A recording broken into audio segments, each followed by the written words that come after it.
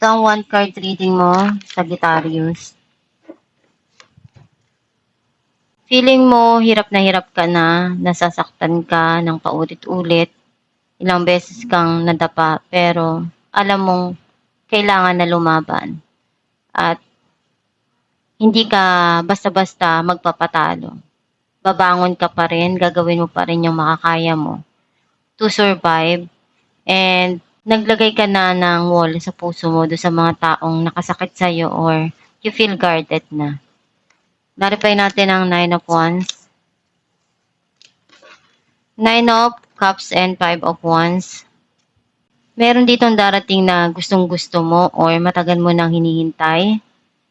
Nagkaroon ng conflict dun sa situation sa mga nangyari sa buhay mo sa nakaraan. Pero kahit na nag-struggle ka dun, hindi ka basta-basta